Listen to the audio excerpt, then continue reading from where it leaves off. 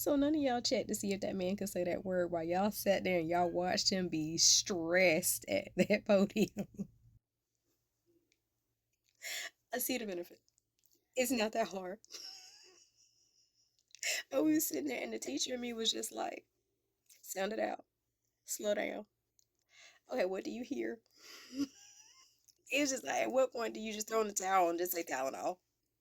Because that word had that man up there turned every which way but loose. And he was like, I blame his staffers for this because y'all knew better. Y'all should have checked to make sure that man could say that word before he got up there. But no, he got up there, and that thing, when I say that word, spun him every which way but loose. It had a hold on Wispy, baby. Them that wig was so bad. Now, do y'all see why we say phonics are so damn important? Do y'all see why we say that there is a literary crisis in this country? Real time. Now, I'm not going to say that it's not a challenging word. However, for somebody who got up there and made such false claims the way that that man did, um, you basically blamed the mothers that had headaches and fevers and colds and all the things because people don't want to call out to work, people don't want to call out to schools because there are pregnant teachers out here, trust and believe.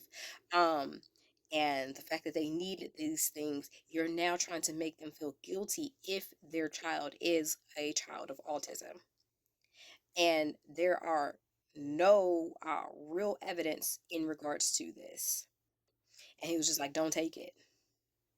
Now I know that damn well you had to have given melanoma a lot of headaches because you giving us headaches now because you don't sit down and not touch things every day. So I know you was hell back then. Because that little boy, what, 18, 19? Yeah, you got to have been. Um, there is no substantial link. And then to sit there and watch the commissioner of the Food and Drug Administration say what he said and talk about it was so hard to watch, and because they can't speak and they cry and they get frustrated. Um, what?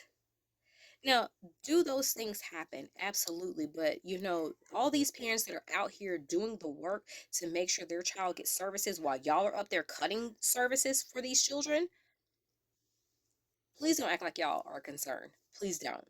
And I hope that all moms and dads that, have children, on the spectrum, whatever your case may be, please do not feel guilty about anything.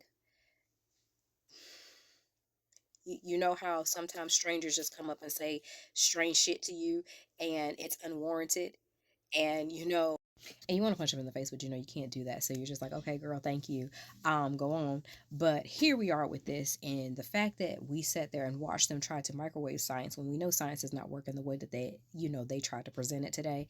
I just want to make sure that all parents, especially my parents, that are dealing with an autistic child, that you don't listen to any of that today, that you do not, internalize any of how they presented that information. My teachers that are out here doing the work and doing the work with less, that you understand how much we appreciate, all the things that you all do every day in and day out, because how hard is it for you all to continuously do the work and show up and see all of the funding that is cut, and them out here making these blanket ass statements like, oh, just don't take it, if you have a fever, you have a headache, and what have you.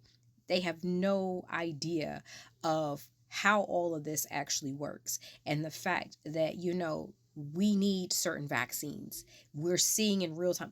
There was a fucking case of tuberculosis around here. Seriously? Seriously. But this is what happens when you have people who look like those who didn't understand the plague. Mm-hmm. And all those. But history is so damn important, and this is why we keep saying it. America's not a real place, and I swear to God, you have people out here who can't even pronounce the correct word for Tylenol trying to give us health advice. Like and subscribe to Mom's channel.